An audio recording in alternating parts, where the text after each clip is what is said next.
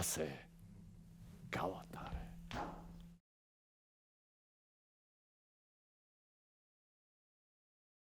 თითოეულ ჩვენგანში ინახება რაღაცა ესეთი განსაკუთრებული. მივხვდი, რომ ძალიან დიდ სირთულეს შევეხე. როგორი სახე ქონდა, როგორი მოძრაობა ქონდა. ეს არის მსახიობის, ოსტატობის ის ყველაზე მნიშვნელოვანი და შემადგენელი ნაწილი. ცადეთ და ნახავთ, რომ ეს ძალიან ძნელია.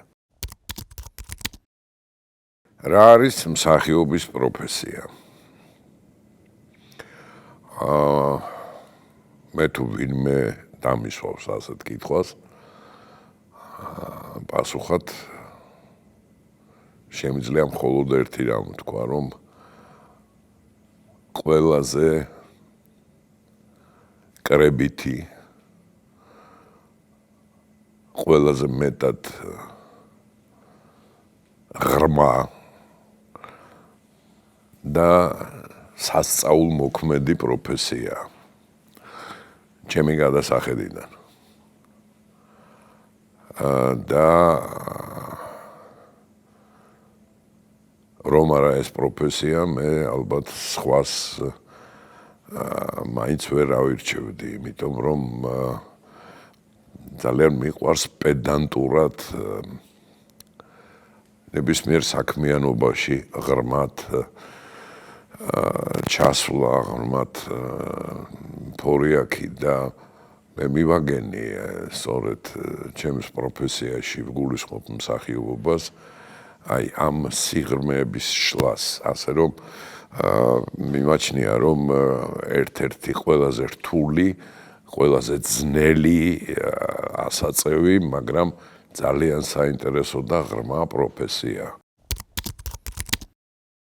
მაყურებელთან სწორი კონტაქტი არის სწორი ქვეტექსტის მიწოდება და აი ამ ქვეტექსტით манипуლირება.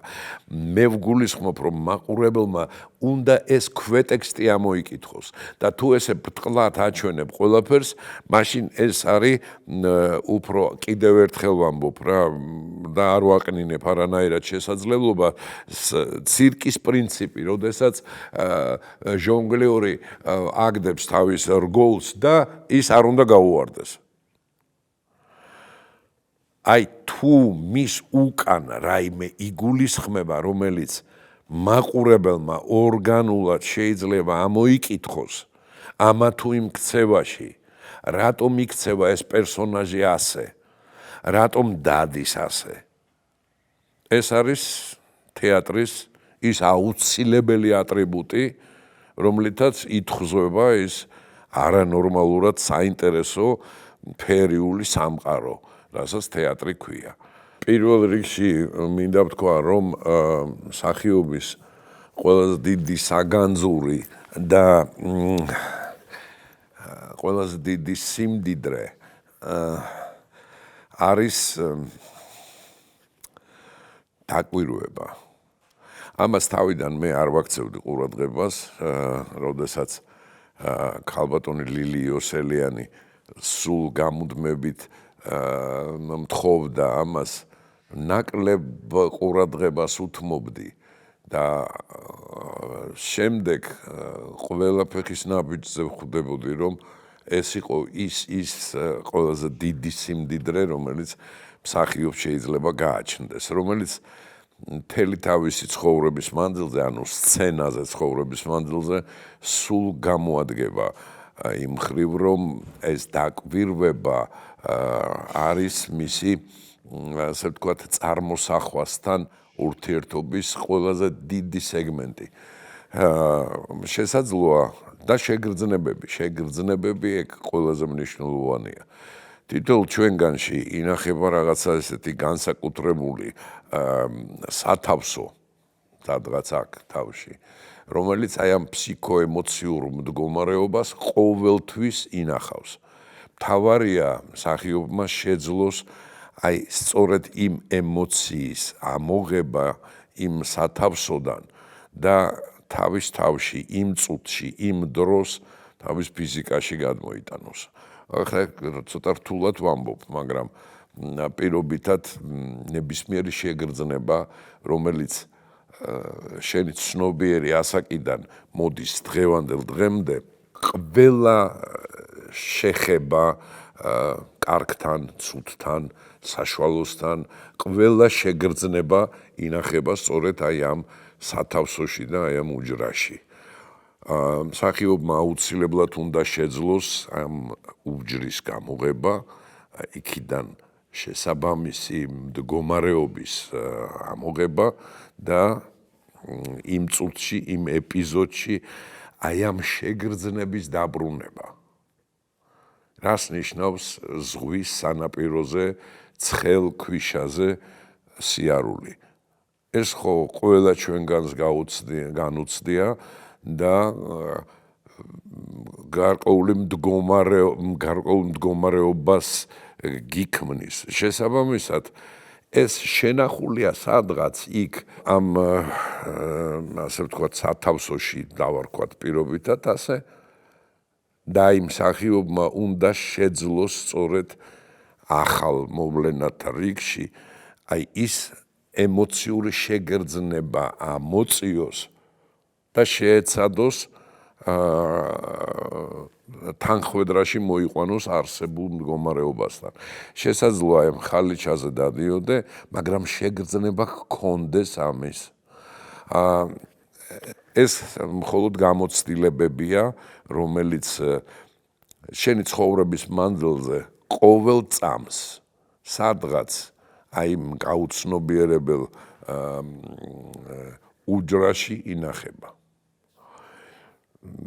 ეს არის ძალიან მნიშვნელოვანი. სულთა ფსიქოლოგიური თვალსაზრისით ესე რომ შევხედოთ, მქონდა არაჩვეულებრივი სავარჯიშოები ქალბატონ ლილისთან ერთად ძალიან ბევრ ექსპერიმენტში მივიღე, ასე ვთქვათ, მონაწილეობა.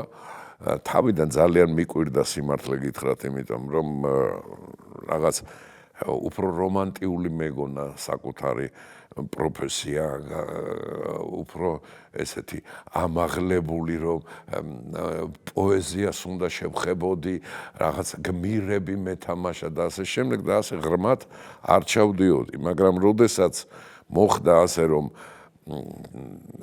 კონკრეტული პიროვნება ქუჩაში დამანახა ქალბატონმა ლილიმ და ვიდრე ჩვენამდე მოვიდოდა, მომთხოვა, ამეღწერა ეს ადამიანი რა პროფესიის იყო, ყავდა თუ არა ცოლ-შვილი, როგორ ცხოვრობდა და ასე შემდეგ და ასე შემდეგ, აი მაქსიმალურად დამეხასიათებინა, მივხვდი რომ ძალიან დიდ სირთულეს შევეხე და მივხვდი რომ ეს არის მსახიობის, ოსტატობის ის ყველაზე მნიშვნელოვანი და შემადგენელი ნაწილი. ამოიკითხო, ამოიცნო და შემდეგ შეეცადო შექმნა. კიდევ ერთ მაგალითს მოვიყვან, ერთხელ მკითხა ქალბატონმა ლილიმ, რომ გოგი, შენ როგორ დადიხარ ინსტიტუტში და მე ვთხარი ფეხით მეთქი და აი შეგიძლია მარშრუტი ამიღწერო. მე ვთხარი აი ესე გამოვდივარ სახლიდან, შევხვევ მარჯვნივ, ჩავუვლე მარჯანიშვილის თეატრს, შემდეგ ამოვდივარ ელბაქიძის აღმართზე, მერე მოვდივარ რუსთაველზე და ასე შემდეგ. კარგი. მითხარი, რამდენი ძეგლი გხვდება შენი სახლიდან თეატრალურ უნივერსიტეტამდე. და მე ოცებ გადავავლე ჩემს წარმოსახვით, აი იმ გზას, ქუჩას, თვალი და დავთვალე 5 არა, ბოდიში 6 ალბათ. ხო, ქალბატონონილი. არა, გოგი, 18 მითხრა. როგორ 18? აი, დღეს წადი და ხვალ რომ მოხვალ. კი ბატონო. მეორე დღეს მივედი და მეოთხარი თქვენ ცდებოდით ქალბატონოლილი იყო 12 და არა 18. არა, გოგი, 18. აი, დამოკლედ ერთი კვირა ვიწვალე და მე მივხვდი რომ მე კიდევ არ ვიყავი ისეთი ყურადღებით რომ ვტოვებდი ასე ვთქვათ იმ ნიშნულს რომელიც აი ამ გზაზე უნდა შემხვედროდა და ეს არის თავიდან ძალიან მეუცხოვა ეს და ვიფიქრე რომ აი რა საჭიროა ახლა ძეგლების თვლა, მანქანების ფერის ამოცნობა და ასე შემდეგ თუმცა ხაზგასმით ვამბობ რომ მსახიობის ოსტატობისთვის ეს ყველაზე დიდი სიმდიდრეა ხმით ამოიკითხო რა ხდება გვერდით ოთახში იქამდეც კი რომ დაინახო ყველა მოქმედება და მოქმედების ჯაჭვი და ეს ძალიან სასურველია რომ ყველა მსახიობს კონდეს რა გითხრათ კიდევ უამრავი შემადგენელი აქვს ამას უამრავი და სწორედ ეს არის ხიბლი მსახიობის ოსტატობის და ეს არ არის ცალსახად ძალიან ფრთიანი რომანტიული ასე ვთქვათ პროფესია პირიქით ეს არის ძალიან რთული პროფესია თუ რა თქმა უნდა გიყვარს სიღრმეში ჩასვლა სიღრმეში ჭაში ჩახედვა და იქ იმ შეგრძნებების იმ კონკრეტულ გმირს რაც სჭირდება იმ შეგრძნებების იმ ატმოსფეროს იმ მდგომარეობის ამოტანა თუ ეს ზედაპირულია მე არც ესეთი მსახიობობა მესმის არც მიყვარს და ეგ ჩემი პროფესია არ არის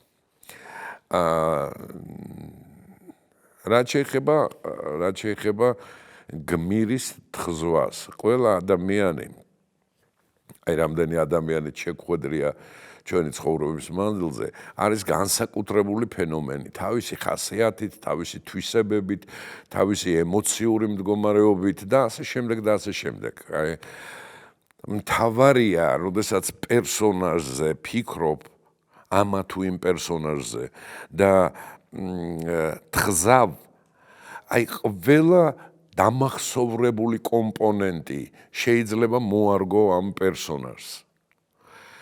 როგორ დადის, როგორ ლაპარაკობს, როგორი შეფასება აქვს, როგორი რეაქცია აქვს ამა თუ იმ მოვლენაზე, რა ატმოსფეროშია მოქცეული და აი რა ვიცი, კიდევ რთულ რაღაცებამდე მივდივარ და მე არ მინდა ძალიან გართულება ამის, მაგრამ ერთი გმირი, რომელზედაც მე ესე სერიოზულად მუშაობდი და ძალიან ბევრს ვფიქრობდი, ვერაფრით ვერ მივაგენი მის გამოსახულებას, აი როგორი იყო ის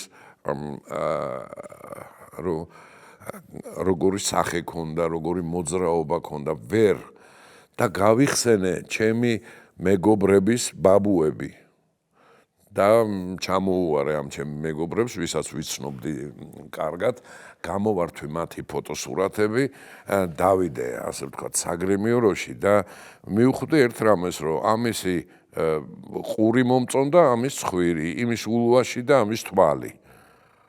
და მე შევეცადე აი ეს 4 თუ 5 ადამიანისგან ჩემი მიმეღო, ჩემი აუცილებლად დამოუკიდებელი და არა მიბაძვით რომ პორტრეტული მსგავსებისთვის მიმეღწია ამა თუ იმ ფოტოსთან. უბრალოდ ჩემი უნდა ყოფილიყო ის. და მოძებნე რომ ნახე როგორი შეჭმუხნული წარბები აქვს ამას გადაბმული ერთმანეთზე, ამას როგორი ცხვირი აქვს, ამას როგორი ყური აქვს და გავიხსენე ლაპარაკის და საუბრის მანერა, როგორ უვარდებოდა თქვათ ქვედა ტუჩი და საუბრისას თითქოს მარცხენა მხარეს მიწებებული იყო ტუჩები და მხოლოდ მარჯვენა მხრიდან ლაპარაკობდა. ესეც ერთგვარი მანერაა პერსონაჟის თხზვის და პერსონაჟის. ასე რომ ეს ყველაფერი არის მხოლოდ და მხოლოდ დაკვირვებების შედეგი. და დაკვირვება ეს არ არის იმ წამში, უბრალოდ შევხედე, რა ლამაზი ქათამია და გაიარა ამ ქათამმა და მორჩა. აბა ნებისმიერი ადამიანი შეეცადოს აი იმ ქათმის მდგომარეობაში ჩაიყენოს თავი. როგორ ეძებს ის საკვებს, როგორ უყურებს ბუს, რომელიც მის წინ დაფრინავს. ცადეთ და ნახავთ, რომ ეს ძალიან ძნელია. ძალიან რთულია და დაკვირვების გარეშე ეს არ გამოვა.